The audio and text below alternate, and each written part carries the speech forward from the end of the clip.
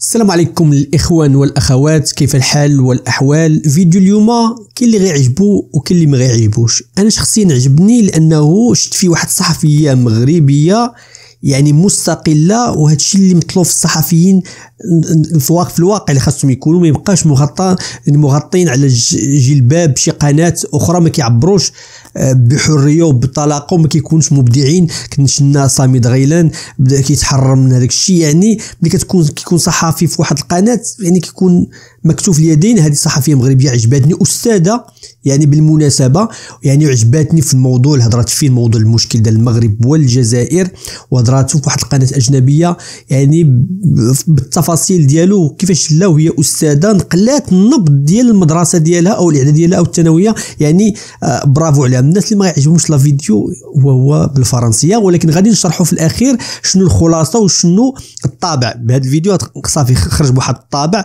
يعني شبه مؤكد شنو كيفكروا المغاربه. وكما قلت لكم هذه الاستاذه نقلات النبض الحي اللي كاين في المجتمع المغربي وخصوصا عند الشباب، وهذا الامر خطير جدا.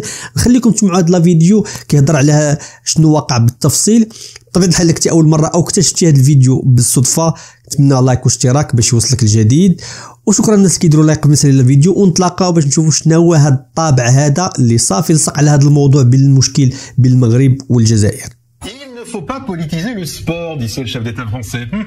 La bonne blague. Dans les compétitions sportives, tout n'est que politique. On l'a vu lors du récent mondial au Qatar et on le voit à nouveau dans le championnat d'Afrique des Nations. Un événement qui est d'ailleurs en train de dérailler en tout véritable conflit diplomatique entre l'Algérie pays hôte et le Maroc. Le temps a été donné lors de la cérémonie d'ouverture qui a accueilli le petit-fils de Nelson Mandela, car le stade porte le nom de Mandela.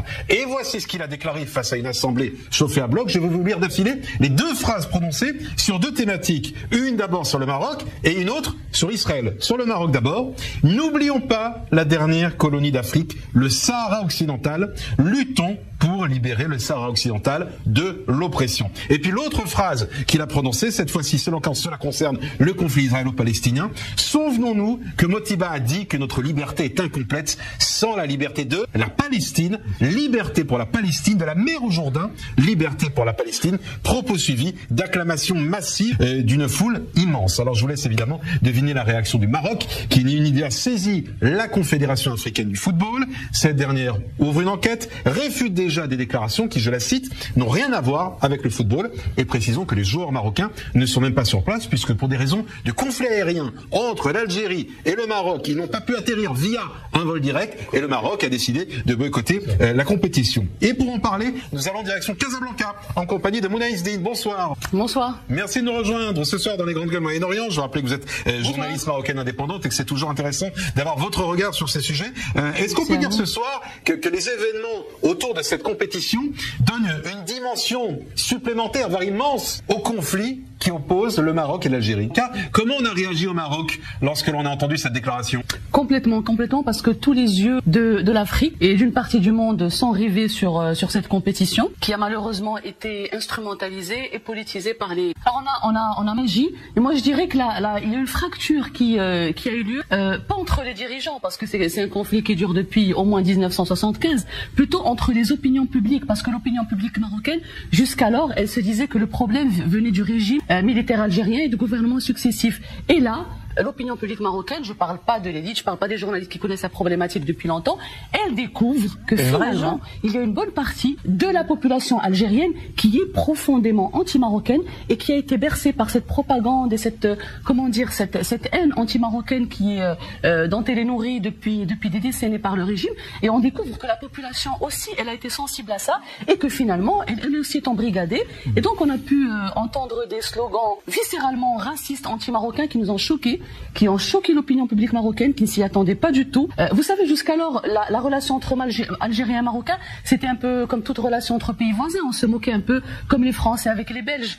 Nous, en tout cas au Maroc, c'était un peu anecdotique où les Algériens manquent de fruits, parce que bon, c'est pas un pays agricole, ils n'ont pas de tomates, ils n'ont pas de fruits exotiques comme nous. L'élément a pris notre dimension. Entre les pays frontières. Mais là, ça a pris une dimension, comment dire, carrément démesurée. Et je vais vous dire, la fracture, elle est telle qu'auparavant, par exemple, il n'y avait pas de conflit, même de communication sur les réseaux sociaux entre les Marocains et les Algériens de France. Et actuellement, c'est le cas. Ils disent oui, mais qu'est-ce qui se passe? On est frères, nous sommes tous musulmans, il faut arrêter tout ça. Mais là, ça s'est emballé. C'est des insultes, c'est des injures. Et ce que découvre le peuple marocain, parce que je vous le dis, je parle pas uniquement en tant que Marocaine, je parle en tant que journaliste et aussi en tant qu'enseignante. Jamais dans notre système éducatif, jamais dans notre média, on a eu un discours foncièrement anti-algérien comme ce qu'on trouve en Algérie vis-à-vis du Maroc. Donc oui, il y a une fracture. Alors c'est dû à quoi? Il y a un choc au sein de l'opinion publique. Mouna Izdine, à quoi est dû ce langage violent des Algériens vers les Marocains? Est-ce que c'est dû uniquement au rapprochement avec Israël, les accords d'Abraham ou les velléités sur le Sahara? Les accords avec Abraham, ils ont creusé davantage le fossé parce que maintenant ils disent carrément ah oui, mais les Marocains ils ont ramené les sionistes jusqu'à nos frontières, etc. Parce que pour eux évidemment sioniste c'est une insulte. Mais je pense que ça remonte à plus loin déjà avec le conflit bien sûr du Sahara. Et c'est d'autant plus choquant pour les Marocains que dans notre histoire à nous, on sait que l'histoire marocaine, elle est intimement liée à l'histoire algérienne de par l'aide logistique et politique qu'ont apporté les nationalistes marocains aux indépendantistes algériens pendant la guerre contre la France, pendant la guerre de libération. Donc là, c'est un vieux conflit, etc. Je dirais pas que c'est un conflit ni millénaire ni centenaire. C'est disons depuis la marche verte. Et il y a aussi un gros antécédent du côté algérien. Je voudrais finir avec ça. C'est l'expulsion qu'il y a eu de centaines de milliers de Marocains, de familles marocaines, dont certains étaient mariés à des ressortissants algériens, qui ont été chassés manu militari par le gouvernement et l'armée algérienne, n'est-ce pas, dans les années 70, au lendemain de la marche verte. Ils ont été exclus, ils ont été arrachés à leur famille et ramenés au Maroc. Pendant ce temps-là, nous, actuellement au Maroc, on accueille plus de 13 000 Algériens qui vivent ici, qui travaillent avec des Marocains, qui sont parfois mariés à des Marocains, qui n'ont aucun problème. Donc, je vous dis, même en tant que journaliste, si je vois les choses de manière objective, pour nous, le problème, il vient du gouvernement algérien et de son discours qui est de plus en plus violent et qui n'a fait que s'accentuer avec les accords d'Abraham. Merci. On a perdu la connexion avec Mouna Izdine. Je rappelle que Mouna est en direct avec nous depuis Casablanca. Donc normalement, nous avons une ligne très très claire entre Paris, Tel Aviv et le Maroc. On va la rétablir dans quelques instants. Mais avant, je vais avoir les réactions des uns et des autres. Anouch Chalmani, puisque vous avez un déficit de temps de parole par rapport à Olivier qui veut déjà parler de nouveau, quel est votre regard sur le fait que l'Afrique tout entière a salué, parce qu'il fallait voir la foule qui était véritablement en ovation derrière cette phrase, qui était un petit peu une déclaration de guerre alors qu'on était dans un événement sportif? Alors pour moi, d'abord, c'est la suite de ce qu'on a vu au Qatar, où le seul brassard qu'on voyait durant la Coupe du Monde au Qatar, c'était le brassard palestinien, où tout d'un coup, il y a eu une espèce de rassemblement de tous les pays arabo-musulmans, qui par ailleurs, enfin, les Iraniens mis à part, puisque c'est les seuls à avoir fraternisé avec les médias israéliens, mais tout d'un coup, alors que ce sont des peuples qui se détestent cordialement, il y a tout d'un coup une union sacrée qu'on avait oubliée au nom de la Palestine. Ça ressemble à ça, vraiment totalement à ça. Après, attention, l'Algérie et le Maroc sont en conflit depuis, pas hier, pas avant-hier, depuis la nuit des temps. Il y a comme dirait Kamel Daoud, faut quand même se dire, ils ne bouffent pas la même chose, ils ne parlent pas la même langue, ils n'ont pas la même sociabilité. Et effectivement, le Sahara occidental, qui est occupé à 80% par le Maroc, est une cause nationale pour le Maroc, que le Front Polisario a été soutenu par l'Algérie parce que pour être contre le Maroc, ça c'est quand même une réalité, que c'est pendant la Coupe du Monde, on a lu dans la presse algérienne des propos racistes envers l'équipe du Maroc et le fait qu'il y ait une communauté noire marocaine au Maroc, ce qui n'existe évidemment pas en Algérie. Vous savez, c'est comme Ahmadinejad qui vous expliquait qu'en Iran, il y a pas d'homosexuels, on les pend, mais il y a pas d'homosexuels. Bah, pour les Algériens, c'est nous, il n'y a pas de noirs, les noirs, ils sont chez les Marocains. Donc tout ça vient se rajoute à ce conflit millénaire, et rajoutant à ça le fait que le Maroc ait signé les accords d'Abraham. Bon, alors là, pour flatter l'antisémitisme viscéral des multiples gouvernements militaires algériens, il n'y a pas mieux. Donc au final, quand on regarde, comme d'habitude, c'est parce qu'il y a Israël dans l'affaire que tout d'un coup ça prend ces proportions-là. Et pour ce qui est du fils des Mandela, mais que voulez-vous? Le problème avec les héritiers, c'est que c'est des héritiers. Izdine, c'est ce que vous nous dites est évidemment très inquiétant, mais je vous remercie de nous le dire ce soir en direct avec toi depuis Casablanca. Il nous reste très peu de temps, je vous demanderai les uns et les autres des réponses rapides. Je vais commencer avec Ross depuis Paris. Ross, est-ce une nouvelle preuve que finalement le sport est totalement politique et que toutes ces compétitions, les unes après les autres, sont des des occasions de faire éclater au grand jour des conflits internationaux ou de révéler au grand jour des conflits existants. Non, mais de toute façon, celui qui vous dira que le sport n'est pas politique, c'est une grande hypocrisie. On sait que les compétitions de foot, par exemple, aujourd'hui remplacent les combats des gladiateurs de l'époque. Ça permet aussi de maintenir un espèce de, ça permet de maintenir quelque chose qui est censé normalement éviter les guerres entre les uns et les autres, mais aujourd'hui, les choses sont exacerbées par ces occasions-là. Donc, ce qui m'attriste en plus, c'est que c'est vrai souvent quand j'entends les Marocains parler des Algériens, il n'y a jamais réellement de violence en tant que telle sur le truc. Il y a des taquineries qui se passent, mais c'est vrai que d'un côté, quand on entend de l'autre côté, par contre, c'est vrai que souvent c'est beaucoup plus violent. Donc, je trouve dommage cette sortie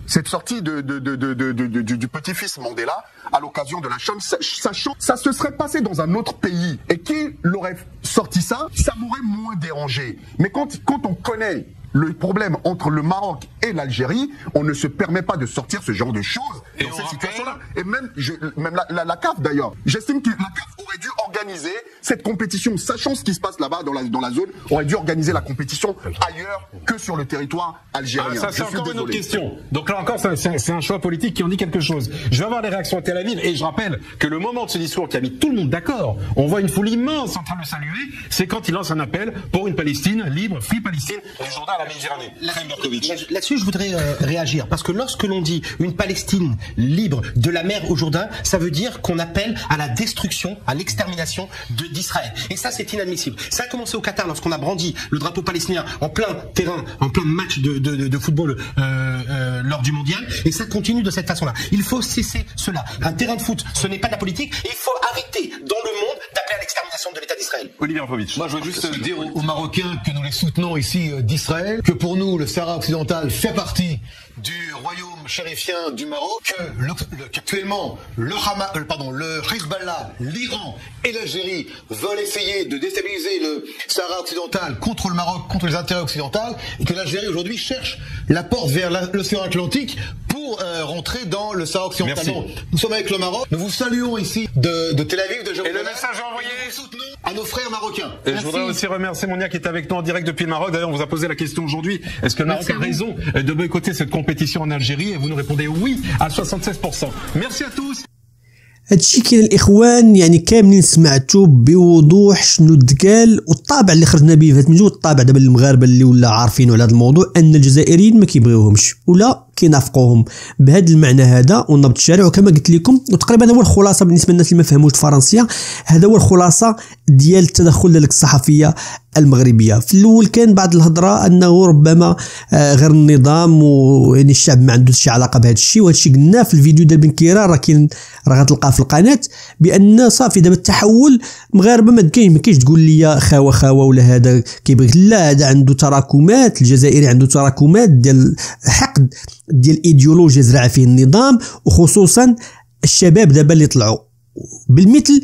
وهذه الاستاذه راه نقلات الفكره ديالها ونقلات يعني التصور ديالها شنو كاين، انه الشباب هما اللي لازم كما قلت لكم في الفيديو السابق انه ايديولوجيا تبدلت. حتى المغاربه حتى دابا الكاشي جزائري ما حاملكش وجزائري حاقد عليك بهذا المعنى هذه، لانه الناس كيقول لي في التعاليق لا هذوك راه غير اقليه، لا هذه هي القاعده. ولا كنت انت كتبغي المغاربه ولا كتبغي المغربي، هذاك استثناء، والاستثناء لا يفسر القاعده. ردوا بالكم الاخوان خوتي المغاربه، هذا الشيء راه متداول بشكل كبير جدا، وهذا الشيء ما فيش اللعب، وهذا الشيء ما فيه سميتو، يعني فيقوا الاخوان اللي مازال كيقول لك خاوه راه فيق، صافي فيق ورد بالك. عطينا الراي ديالك في هذا الموضوع هذا. بطبيعه الحال الناس اللي اعتذر الناس اللي ما كيبغوش الفيديو الفرنسيه، كنحاولوا نديروا تجميعه من الفيديو الفرنسيه والعربيه وحتى الامازيغيه. اللي عندك شي موقع او شي قناه كدير هذه الامور بالامازيغيه، علاش لا؟ هذا هو المغرب، هذا هو المغرب متنوع، كنحاولوا نديروا من كل فن طرب. عطينا رايك في هذا الموضوع بالضبط، وعلاش فئه الشباب دابا ولات وتاكدات والكاشي ان الجزائري ما حاملكش. عندنا رأيك في هذا الموضوع. إلا كنت أول مرة بطبيعة الحال لايك واشتراك، وشكرا الناس كيديروا لايك قبل مثلا الفيديو. إلى اللقاء في فيديو آخر، حنا مازالين متابعين معاهم هذا الفيلم. بارك الله عليكم.